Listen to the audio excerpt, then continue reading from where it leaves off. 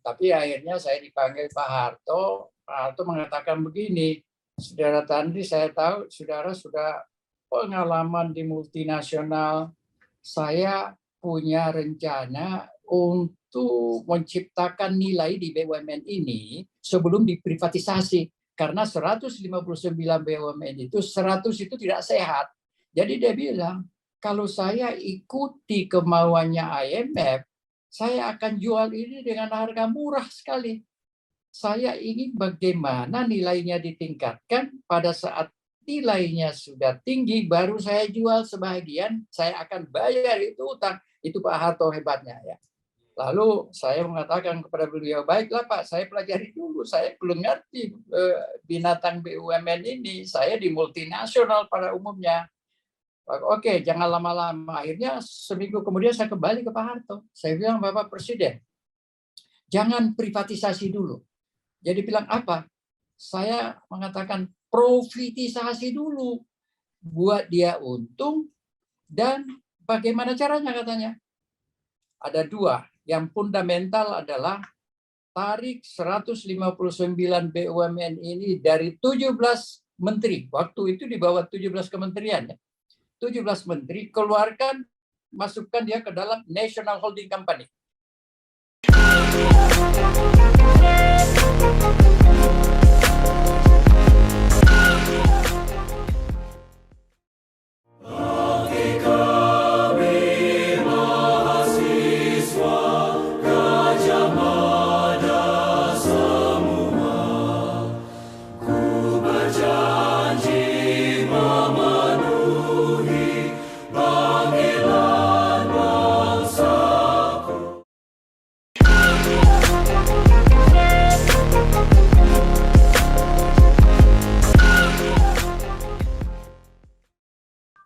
Assalamualaikum warahmatullahi wabarakatuh. Bersama saya Bambang Sadono di kanal Inspirasi untuk Bangsa. Mudah-mudahan kanal ini selalu bisa memberi inspirasi, motivasi, dan edukasi. Kami sedang mempersiapkan beberapa video wawancara untuk ikut memberi makna 72 tahun Universitas Gadjah Mada. Wawancara ini akan kami tayangkan di kanal Inspirasi untuk Bangsa.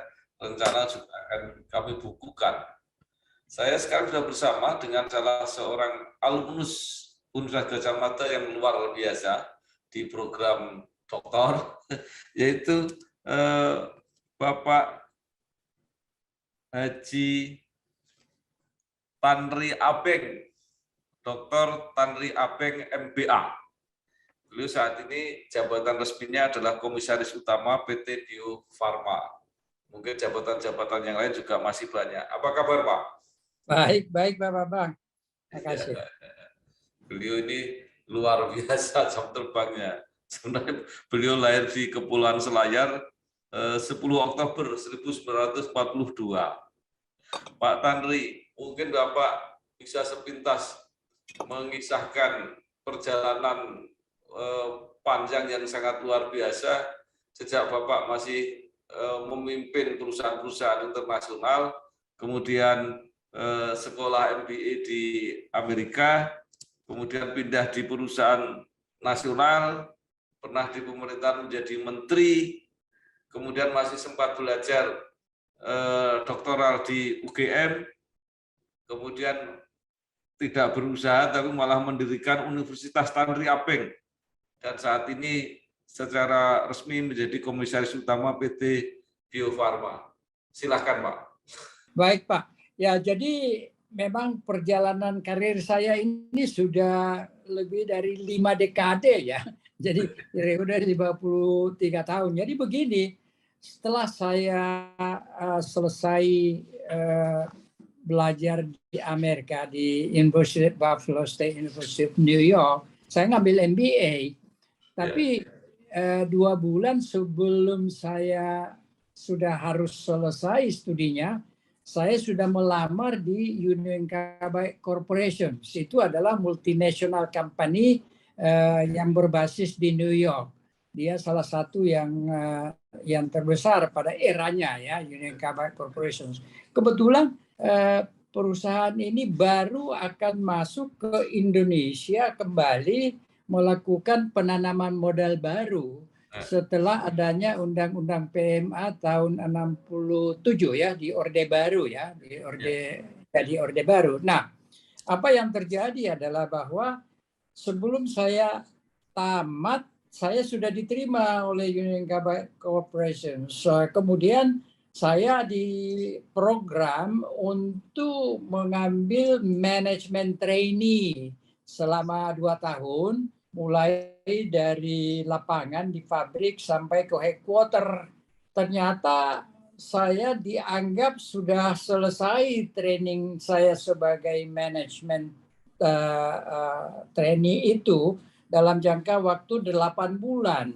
Sehingga saya langsung kembali ke Indonesia dan waktu itu saya lewat India, Singapura, dan Malaysia untuk melihat unit-unit usaha Union Carbide di daerah-daerah itu ya. Nah, tiba di Indonesia, saya kemudian langsung menjadi manajer keuangan merangkap administrasi. Jadi namanya office manager. Jadi sebenarnya saya tidak melalui program awal, tapi langsung menjadi manajer. Nah, karena pada waktu itu Union Carbide baru membangun pabrik ya. Apa yang terjadi adalah bahwa setelah saya 1 tahun menjadi manajer di bawah seorang direktur keuangan dan sekretaris perusahaan orang Inggris namanya Mr. Boland, orang Inggris ini sakit tiba-tiba ya. Nah, pada waktu sakit itu saya tanpa sadar sudah mengambil alih seluruh pekerjaannya, sehingga bos saya, presiden direkturnya, tidak jadi mendatangkan orang keuangan dari headquarter, dari New York. Dia mengatakan saya kok sanggup, bahkan bisa lebih baik dari bos saya, kata dia tuh ya. Jadi hanya dalam jangka waktu 2 tahun, jadi tahun kedua atau 2 tahun setelah saya berkarya di Union Carbide Indonesia, karena bos saya tidak kembali lagi ke Indonesia, maka melalui perdebatan akhirnya saya diangkat jadi direktur pada usia 29 tahun. Saya adalah direktur termuda di seluruh dunia. Belum ada di seluruh dunia di bawah 32 tahun. Itu ya.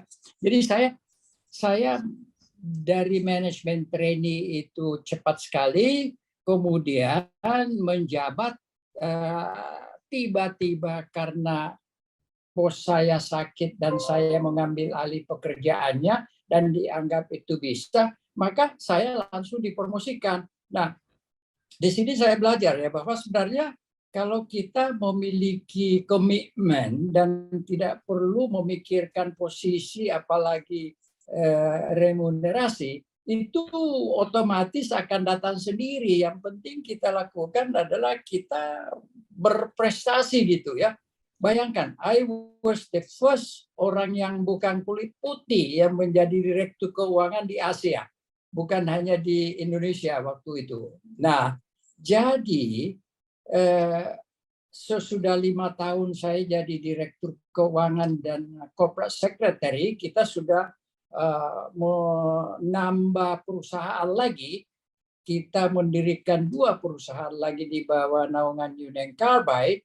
5 tahun kemudian saya merasa bahwa saya butuh pengalaman lain, tidak lagi di keuangan saja dan administrasi, karena tidak ada tempat yang terbaik kecuali Singapura. Karena Singapura itu memiliki jaringan organisasi ke 62 negara, karena Singapura basis untuk ekspor. Dan saya mau belajar mengenai marketing. Maka saya dikirimlah ke Singapura sesudah 5 tahun menjadi direktur di Indonesia.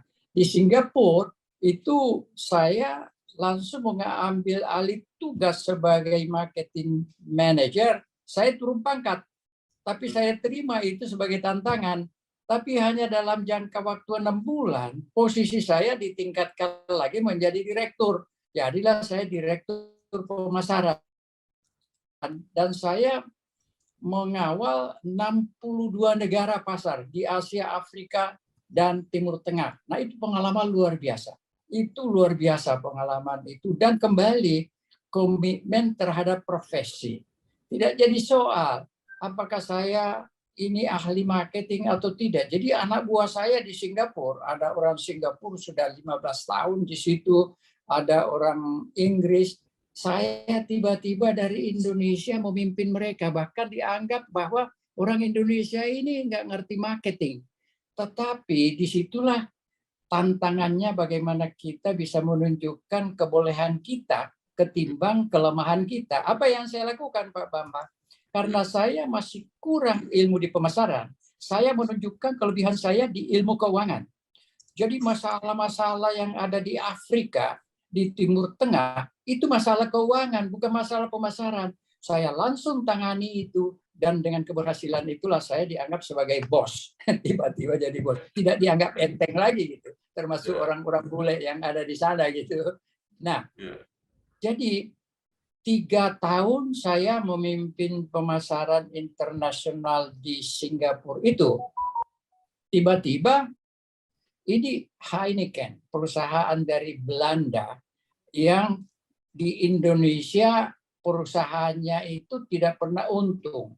Bahkan selalu terjadi pertengkaran antara pekerja Indonesia dengan pekerja asing. Sampai waktu itu pemerintah Indonesia turun tangan. Pak Sudomo pun turun tangan karena kacau. Akhirnya diputuskan, kau Heineken harus mencari orang Indonesia yang bisa memimpin perusahaan kau. Kau ini Belanda, Perancis, tidak ada yang beres. Carilah mereka di mana-mana seluruh dunia. Ketemu saya di Singapura. Waktu saya kemudian diajak, saya hanya mengatakan begini, ini kan perusahaan basisnya penjual bir. Saya tidak minum bir dan saya tidak berbahasa Belanda. Bagaimana mungkin? Dia bilang nggak jadi soal. Yang penting kau ini bisa melakukan manajemen pemasaran dan manajemen keuangan. Ya, kebetulan berdua saya sudah lalui dari no problem. Cuma saya bilang, saya hanya akan bergabung kalau perusahaan ini mau rubah misinya. Jadi jangan lagi misi perusahaan bir, tetapi misi perusahaan minuman dan makanan. Maka mereka setuju, itu hebat itu, mereka setuju. Jadi saya rombaklah nama perusahaan itu, tadinya perusahaan bir, lalu menjadi perusahaan multi bintang Indonesia. Supaya selain daripada produk-produk bir, ada Greensen, ada Coca-Cola, bahkan saya ingin mengembangkan yang namanya food, makanan. Sayangnya setelah 10 tahun saya di situ, ada panggilan lain. Kawan saya, Abu Rizal Bakri, yang memimpin Bakri Brothers pada saat itu karena ayahnya baru meninggal, mendekati saya dengan Tandri, kita ini kawan. Bisa enggak Anda membantu saya melakukan restrukturisasi di Bakri? Waktu itu perusahaan itu 58. Saya masuk, saya jadikan 22 dengan fokus di 3 area saja. Kemudian saya bawa dia publik. Nah, berkibarlah benderanya Bakri and Brothers. Nah, tetapi Heineken masih belum mau melepaskan saya. Tetapi dengan dalih bahwa saya melakukan ini untuk kepentingan nasional. Saya harus membantu perusahaan-perusahaan nasional. Kebetulan ini adalah perusahaan pribumi yang besar, saya bilang. Jadi di Heineken sana berembuk. Katanya kalau ini bukan lagi pilihan, tapi ini sudah keputusan Tandri, kita harus setuju. Saya syarat, dikasih syarat lah saya. Begini, kau pindah di situ silahkan, tapi kami minta kau tetap sebagai komisaris utama, ya. Jadi chairman daripada Board of Commissioner, dengan kondisi tidak usah masuk kantor, yang penting saya mengambil keputusan yang penting, dan seluruh gaji saya, fasilitas saya, sampai uang sekolah anak-anak, mereka terus bayar. Jadi dahsyat ini perusahaan Belanda ini. Makanya keluarlah apa sih namanya itu manajer 1 miliar, karena mungkin ya dia lihat Pak Kribar kasih banyak duit, kemudian saya juga masih tetap chairman di Multibintang, dan pada waktu itu juga saya komut di BAT. Begitu juga komut di Bata. Jadi saya komut di 3 perusahaan multinasional pada waktu yang sama. Nah, dalam perjalanannya tiba-tiba setelah 7 tahun di Bakri, tahun 1998 IMF datang ke Indonesia. Ada 2 persyaratannya. Pertama, APBN ini harus ditunjang melalui penjualan BUMN yang namanya privatisasi. Di dalam Pancasilamu, jiwa seluruh nusaku, ku junjung kebudayaanmu, kejayaan Indonesia. Akhirnya saya dipanggil Pak Harto. Pak Harto mengatakan begini, Saudara Tanri, saya tahu saudara sudah pengalaman di multinasional. Saya punya rencana untuk menciptakan nilai di BUMN ini sebelum diprivatisasi. Karena 159 BUMN itu, 100 itu tidak sehat. Jadi dia bilang, kalau saya ikuti kemauannya IMF, saya akan jual ini dengan harga murah sekali. Saya ingin bagaimana nilainya ditingkatkan, pada saat nilainya sudah tinggi, baru saya jual sebagian, saya akan bayar itu utang. Itu Pak Harto hebatnya ya. Lalu saya mengatakan kepada beliau, baiklah Pak, saya pelajari dulu, saya belum ngerti binatang BUMN ini, saya di multinasional pada umumnya. Oke, jangan lama-lama. Akhirnya seminggu kemudian saya kembali ke Pak Harto. Saya bilang, Bapak Presiden, jangan privatisasi dulu. Jadi bilang apa? Saya mengatakan profitisasi dulu, buat dia untung, dan bagaimana caranya katanya? Ada 2. Yang fundamental adalah tarik 159 BUMN ini dari 17 menteri. Waktu itu di bawah 17 kementerian. 17 menteri, keluarkan, masukkan dia ke dalam National Holding Company. Jadi dia keluar dari birokrasi, masuk ke korporasi. Pak Harto setuju. Saya bilang, kalau dia menjadi binatang korporasi, maka dia akan bisa menciptakan nilai. Selagi dia berada di birokrasi, itu cost center saja. Makanya banyak yang tidak sehat. Akhirnya Pak Harto mangguk-mangguk.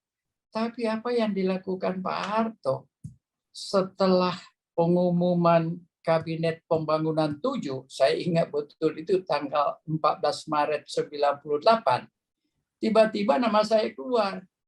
Menteri Negara Pendayagunaan BUMN Tanri Abeng. Ya bayangkan, saya ini orang yang tidak pernah di birokrasi, tidak pernah juga di politik, tiba-tiba diangkat menjadi menteri di kabinet pada saat krisis gitu. Dan tidak ada kantor, tidak ada staf, tapi sudah harus saya bekerja, menyelamatkan Garuda, kemudian merger Bank Mandiri, kemudian menghadapi IMF, dan itu saya lakukan semua struktur seluruhnya sampai itu menjadi kementerian yang betul-betul sudah lengkap hanya dalam jangka waktu 1 bulan. Struktur organisasinya lengkap, PP-nya selesai, orang-orangnya semua saya sudah rekrut, dan pada hari yang sama, hari pertama pun saya sudah mulai kerja. Tapi karena krisis, semuanya harus dilakukan dengan cepat. Nah, begitulah perkembangannya sampai saya melakukan langkah-langkah privatisasi secara parsial saja untuk menopang APBN kita. Tapi yang paling penting profitisasinya itu. Kami mampu meningkatkan profit 95% dalam waktu 1 tahun. Jadi itu membuat IMF juga happy, dan begitulah perkembangannya. Akhirnya Pak Harto jatuh, diambil alih oleh Habibie. Tugas saya diteruskan oleh Pak Habibie. Habibie berhenti, saya pun berhenti. Tapi yang saya senang adalah bahwa pada waktu saya mulai bekerja, rupiah itu sampai 15.000 per dolar. Pada saat saya berhenti sudah naik menjadi 7.000 per dolar. Itulah cerita sebagai Menteri BUMN. Kemudian sebenarnya saya tidak pernah keluar dari lingkungan BUMN.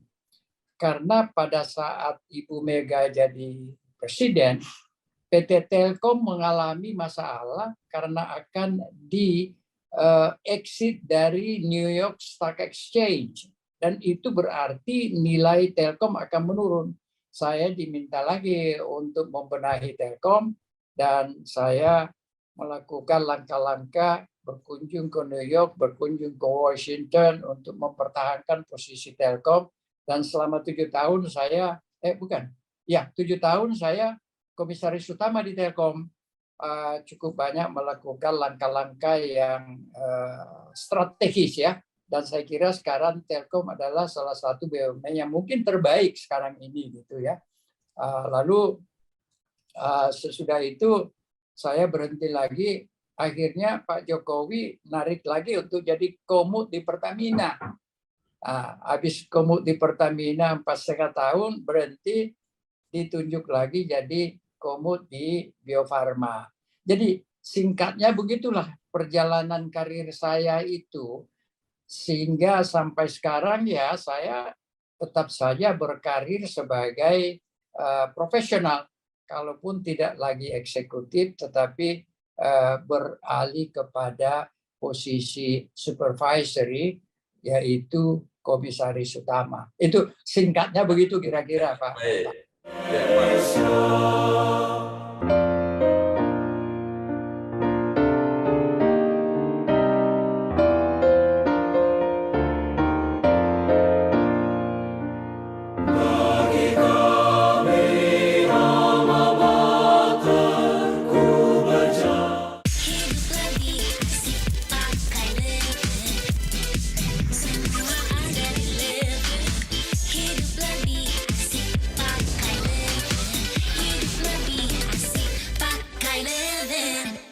Ya, Pak Tanri, Bapak ini kan sudah kaya pengalaman di lapangan. Mengapa masih harus kuliah lagi mengambil program doktor, Pak? Ya, jadi begini, Pak Bambang, begini. Selama saya berkarir, terutama pada saat saya mengembangkan konsep restrukturisasi di BUMN, yang saya alami adalah bahwa penciptaan nilai ya. Jadi kan kalau korporasi itu value creation. Pak Harto mengatakan bagaimana menciptakan nilai. Dimanapun kalau korporasi itu you have to create value. Nah, pengalaman saya di BUMN khususnya setelah melakukan konsolidasi, restrukturisasi, sehingga terjadilah yang sekarang ini namanya holdingisasi. Yang ingin saya buktikan adalah bahwa apakah proses konsolidasi yang melahirkan holdingisasi itu kan membentuk skala, scale. Lalu dengan scale ini, bagaimana pula organisasi itu bisa tetap lincah, karena biasanya kalau besar dia menjadi tidak lincah. Tapi saya membuktikan di dalam karir saya bahwa perusahaan besar itu bisa lincah kalau distruktur dengan baik. Nah, itu membutuhkan smart management. Jadi ada 3S yang saya lakukan untuk menciptakan nilai, yaitu yang tadi saya katakan skala, lalu speed, ini penting banget dalam bisnis, lalu smart. Nah, itu berhasil saya secara empirical, secara pengalaman. Saya ingin menguji, saya punya pengalaman sendiri secara akademik, secara teori. Apakah ada di dalam akademik itu teori yang memberikan pembenaran terhadap apa yang saya lakukan? Jadi saya balik, bukan teori dulu baru praktek, saya praktek dulu baru ke teori. Nah, waktu itu pilihan saya adalah ke Gajah Mada, karena selain daripada topik yang saya pilih di dalam disertasi saya itu adalah sebenarnya terkait dengan multidisiplin. Jadi topiknya adalah kebijakan profitisasi sebelum privatisasi melalui reformasi struktural untuk pendayagunaan badan usaha milik negara sektor perkebunan. Jadi panjang ini. Dan ini itu melibatkan multidisiplin. Di sini ada, saya kira di sini ada bisnisnya, ada ekonominya, ada sosialnya, dan juga ada politiknya. Nah, saya kan banyak bertemu dengan profesor-profesor yang di Gajah Mada ya termasuk Ignatius Amal, ya politiknya bagus ya. Terus Profesor Mita Toha, kemudian saya punya kemudian yang menjadi saya punya promotor Profesor Nopirin. Orang-orang ini jago-jago. Jadi saya bilang saya mau belajar dari mereka. Kalaupun saya tidak masuk kelas, tetapi saya belajar dari mereka satu persatu. Akhirnya ini membentuk satu wawasan baru bagi saya, dan ternyata disertasi saya itu membenarkan apa yang saya ingin uji dari pengalaman saya itu sendiri ya. Dengan demikian maka ya saya berterima kasih juga kepada Gajah Mada karena para profesor ini yang ya seperti Pak Amal ya. Lasul Amal ini udah saya kenal sebelumnya waktu beliau jadi rektor. Waktu itu saya kenal baik ya. Jadi saya kagum sama beliau itu sebagai seorang pengamat politik ya, dan saya mau belajar. Ya, jadi intinya adalah bagaimana supaya saya bisa belajar lagi gitu. Karena dalam hidup ini kan tidak ada yang tidak bisa kita lakukan kalau kita mau belajar saja. Itu sebabnya saya mengambil doktor dan alhamdulillah saya menjadi alumnus dari Universitas Gajah Mada dan saya bangga untuk itu karena disebut di mana-mana juga di dalam saya punya speech kalau di luar negeri nama Gajah Mada juga disebut, kalau ada doktornya ya pasti ada Gajah Mada.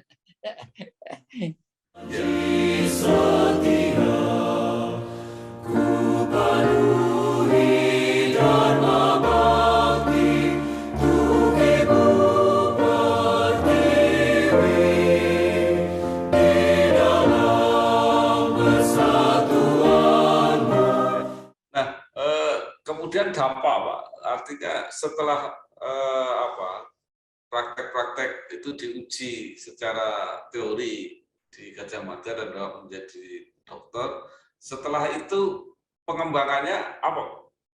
Nah, begini, saya mengatakan bahwa karena pada saat itu kan sebenarnya juga saya sudah selesai sebagai karir profesional ya, sudah hampir 50 tahun ya. Yang saya ingin share adalah apa yang saya peroleh dari Gajah Mada digabungkan dengan pengalaman saya untuk membentuk suatu proses pembelajaran baru.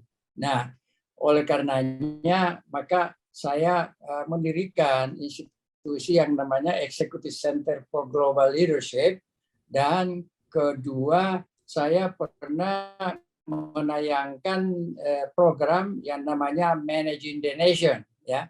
Itu waktu itu saya banyak menampilkan tokoh-tokoh, di antaranya Wali Kota Solo Joko Widodo yang kemudian sekarang menjadi presiden. Nah, intinya apa ya? Saya kira dengan ilmu yang saya peroleh sebagai bahagian daripada perjalanan karir saya, itu memberikan saya wawasan yang lebih luas gitu ya.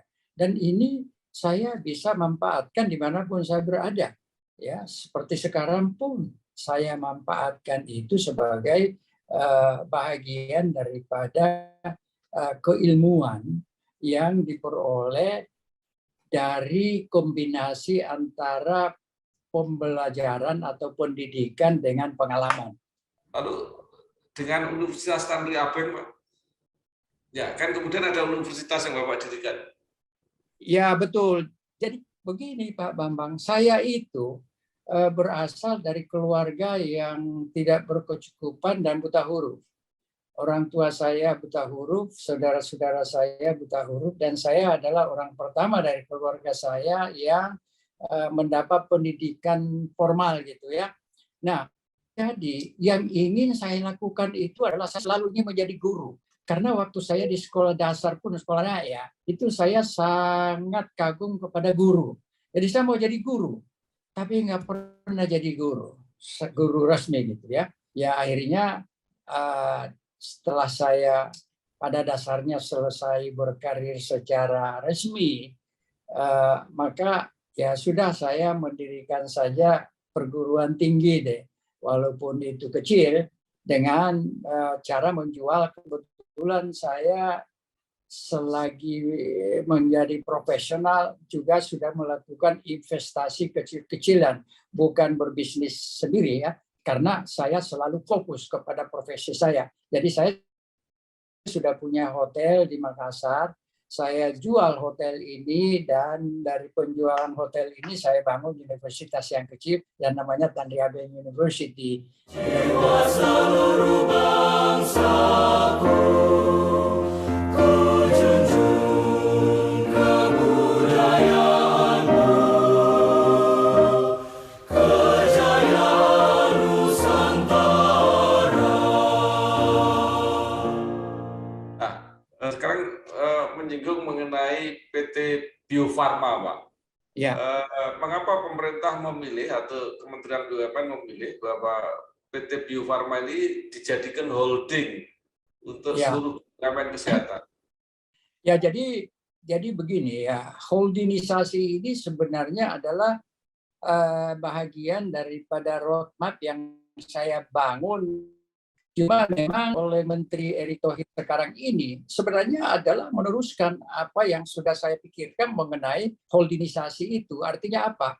Beliau itu membuat klaster-klaster. Ya. Salah satu klaster itu adalah di sektor kesehatan. Nah, supaya BUMN yang ada di sektor atau di klaster kesehatan ini bisa bersinergi, maka dibentuklah holding.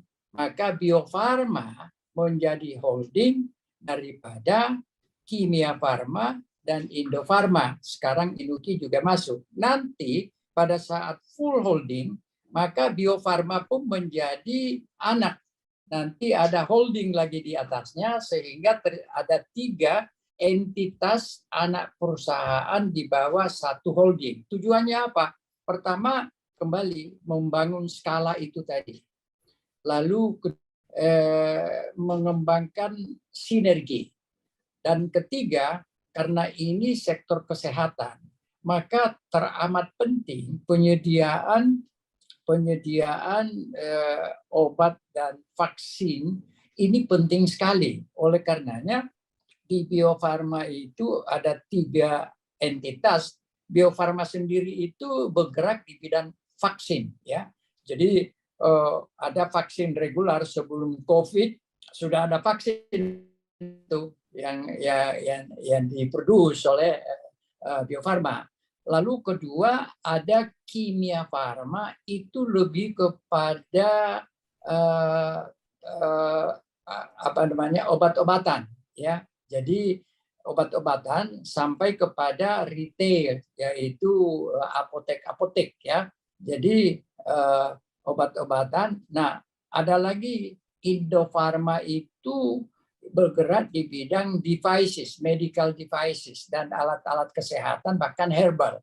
Jadi ada 3 unit yang bisa dijadikan suatu holding yang memungkinkan mereka bisa bersinergi bisa melakukan pembagian tugas dan fokus. Tadinya sebelum holding antara mereka saja bisa bersaing. Kenapa harus ada 2 perusahaan distribusi misalnya atau 3 perusahaan distribusi? Satu aja udah cukup. Nah, ini semua merupakan bagian daripada konsep mengenai skala yang berbasis pada holdingisasi itu. Itu sebabnya maka Bio Farma ini dijadikan holding company sekarang ini.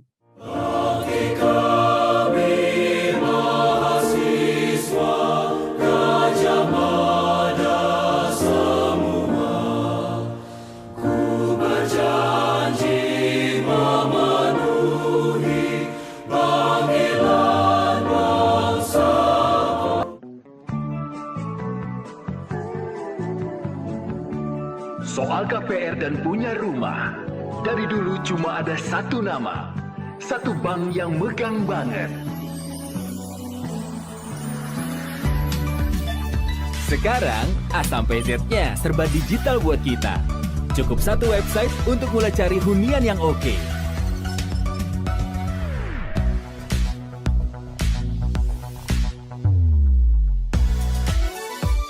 Lagi sesibuk apapun, cukup satu fitur ngajuin KPR online.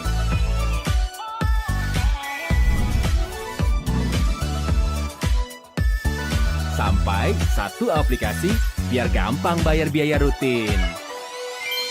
Kini, semua ada di jarimu. Satu nama dengan pengalaman 45 tahun memimpin segmen KPR. KPR, pasti BTN. Itu salah satu masalah yang dihadapi oleh produsen obat-obatan di Indonesia itu kan karena bahan bakunya itu kalau nggak salah sampai 95% itu impor. Ya, itu betul. Apa Pak rencana untuk mengatasi ini? Ya, memang bahan baku ini adalah suatu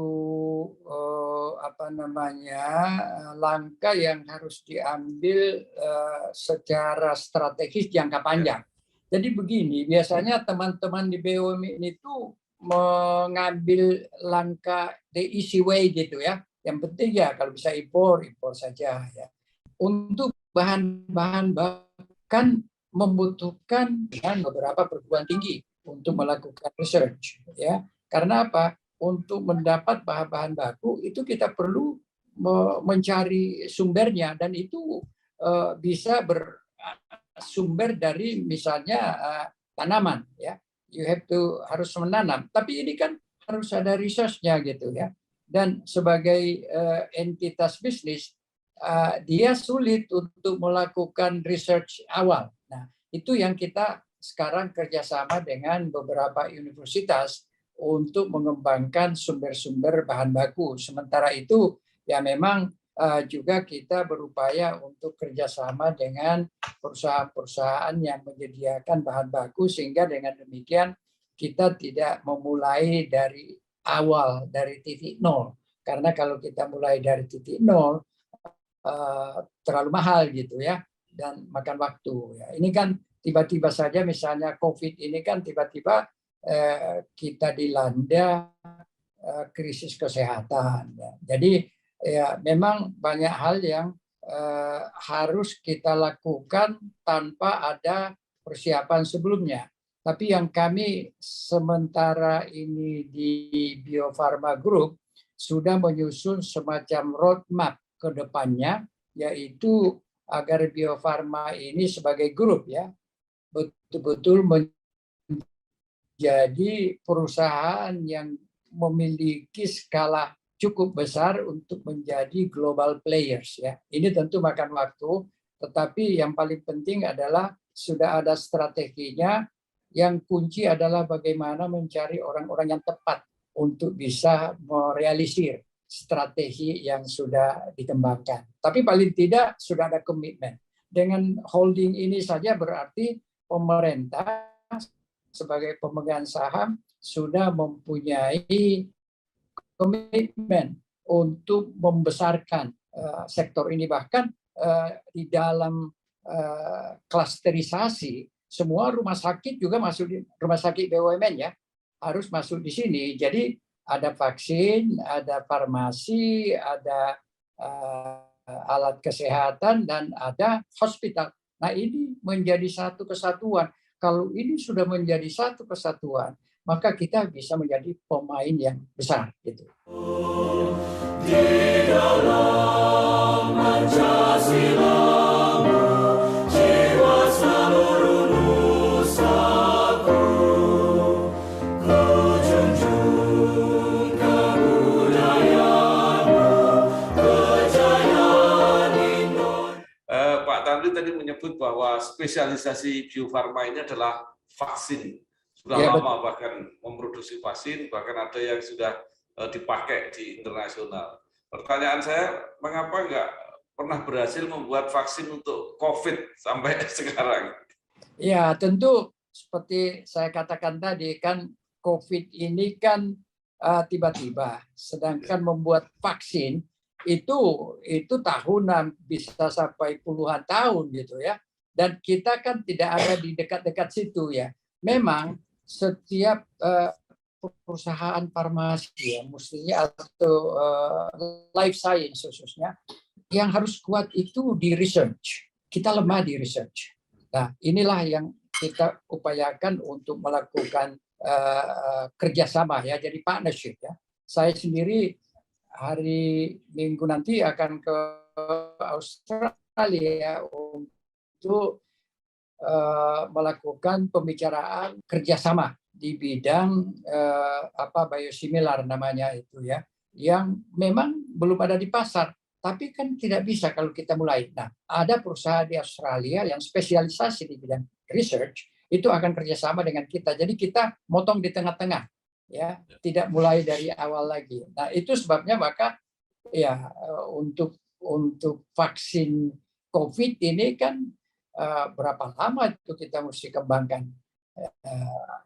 Ya kalau yang dari luar kan memang mungkin mereka sudah ada di dekat-dekat situ gitu ya. Kita belum. Jadi bisa lebih cepat.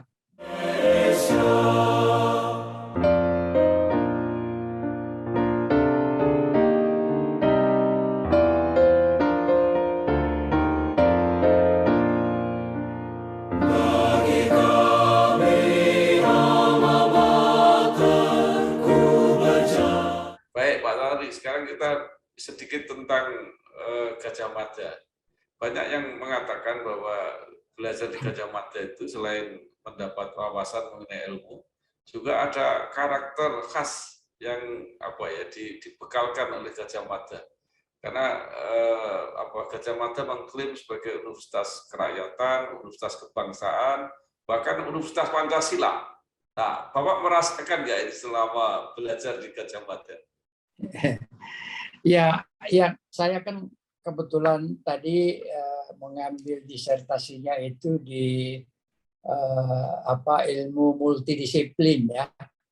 Dan di situ saya merasakan bahwa Gajah Mada memiliki kelengkapan ya daripada ilmu yang kita butuhkan gitu ya, minimal di bidang sosial, politik, ekonomi ya. Kalau menurut saya tidak masuk di bidang sains ya.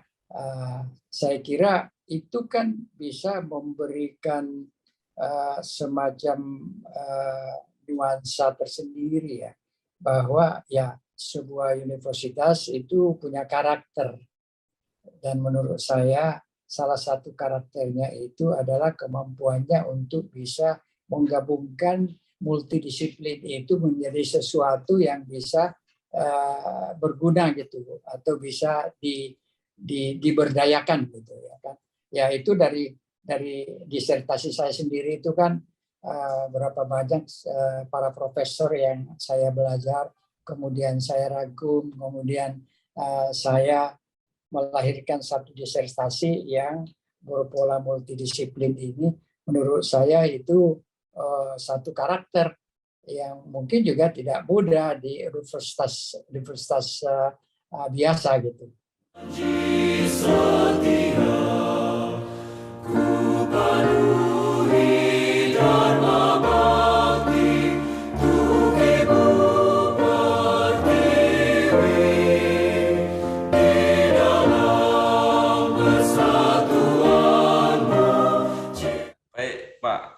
Terakhir, mungkin Bapak ada saran atau harapan baik kepada institusi Universitas Gadjah Mada maupun kepada alumninya, pada mahasiswa, supaya ke depan tetap bisa menjawab persoalan-persoalan bangsa dan negara. Ya, saya kira sebagai tempat untuk menuntut ilmu kan kita sudah bisa mensyukuri ya apa yang Gadjah Mada bisa deliver gitu ya. Tapi yang paling penting adalah bahwa khususnya para mahasiswa dan yang mungkin baru selesai itu jangan menganggap bahwa sudah cukup, selalu berpikir belum cukup, sehingga bisa terus menggali ilmu kembali, memperdalam ilmu kembali. Karena pengalaman saya, kenapa saya itu bisa cepat sekali melaju pada saat di multinasional, karena saya sangat fokus kepada profesi saya, yaitu ilmu keuangan. Saya fokus sekali. Sehingga dengan demikian, maka saya itu bisa memerankan fungsi itu dengan sangat baik. Seperti saya gambarkan tadi, orang-orang Barat pun tidak bisa serta-merta menganggap dia lebih bisa dari saya. Karena akhirnya memang saya bisa membuktikan karena itu saya fokusnya. Satu. Kedua, saya kira setiap mahasiswa dan juga para alumni punya fokus yang dikejar mati-matian. Ya, memang dari awal passion saya itu mengelola keuangan, tapi kemudian saya merasa bahwa kalau di bisnis, marketing itu kunci. Kalau tidak ada pasar, tidak ada bisnis. Nah, itu juga kemudian saya geluti with full passion. Dan ya alhamdulillah saya bisa berhasil untuk memberikan prestasi yang kemudian menjadi dasar daripada pengembangan karir saya begitu. Dan sesudah itu pun saya tidak pernah berhenti belajar. Makanya saya ke Universitas Gadjah Mada cari bikin disertasi, belajar lagi, ya dapat doktor, ya tambah wawasan lagi. Kira-kira begitu. Luar biasa. Terima kasih sekali Bapak Dr. Tanri Abeng, MBA, Komisaris Utama PT Bio Farma. Saya kira pengalamannya sangat luar biasa. Mudah-mudahan benar-benar bisa menjadi inspirasi dan motivasi, juga edukasi pada generasi yang lebih muda sekarang. Sekali lagi terima kasih Pak, sukses terus. Wassalamualaikum warahmatullahi wabarakatuh. Sama-sama, terima kasih Pak Bambang atas kesempatan ini. Moga-moga ada manfaatnya. Ya. Terima kasih.